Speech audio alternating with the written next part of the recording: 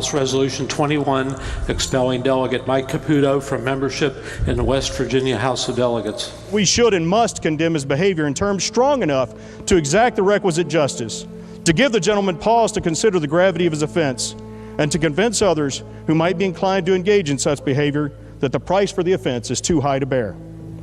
Were any member of this body to behave so, it would be the responsibility of the members of this body to eject him or her from the body and to reestablish and maintain the high standards for civil debate required by the nature of the work we do here and by the people who sent us here as their servants. Mr. Speaker, were you to behave in such a vile manner, I would present a similar resolution to expel you from this body.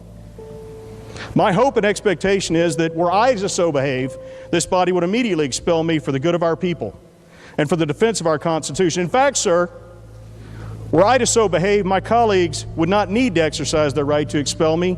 Honor would compel me to remove myself. Sir, I ask for the yeas and nays. I thank you very much. The gentleman from the 48th, Douglas Miley. Thank you, Mr. Speaker. I move to table the resolution HR 21. The gentleman from the 48th, Douglas Miley, has moved that the resolution be tabled. This does require a majority vote. A roll call has been demanded. Is the demand sustained? Demand is sustained. The question before the House is the gentleman's motion that HCR 21 be laid upon the table. Those in favor will vote aye. Those opposed will vote no. The clerk will prepare the machine.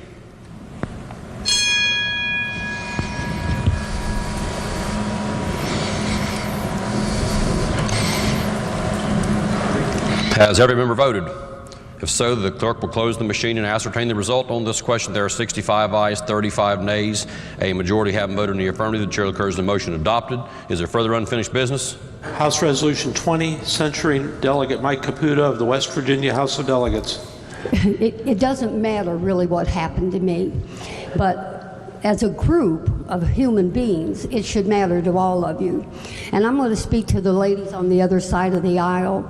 You stand up and you talk inclusion and love and our grandchildren need us and no abuse and no hate, and yet you're going to vote for somebody to stay in who has cussed and ranted and raped.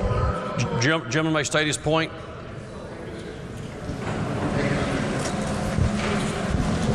Gentleman 37. Thank you, Mr. Speaker. We're not allowed to address members like that directly. She needs to address you, the Speaker. Gentleman's point is well taken. The rules of the House do provide that all comments be addressed through the chair. All right, sir, I do apologize. I'm new and I'm learning something every single day. What we're doing here is we're condoning violence. Make no doubt about it. You don't take a vote, you're condoning violence. When you put it up there that you want this man to stay in with these votes, you're condoning violence. And the people up here and all through the cameras and all across the United States are already talking badly about us, so let's do another one of these bad things. You are promoting violence against women and young people in the back from hitting them in the back. This is terrible. There's no other way of saying it, but this is terrible. And if you don't vote to sequester this man, then you should have voted the last time, you're supporting violence, and your people know it. America's going to know it, and it's going to go all over the world too. So you vote your conscience, okay? If you've got a conscience, you'll vote for women not to be abused, no violence.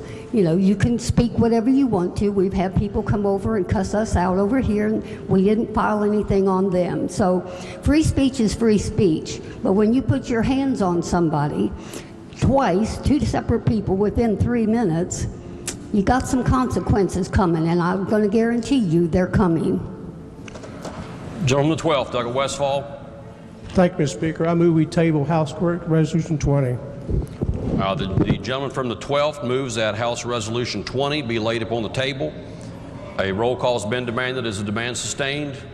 Demand is sustained. The question before the House is, shall House Resolution 20 be laid upon the table? Those in favor will vote aye. Those opposed will vote no. The clerk will prepare the machine.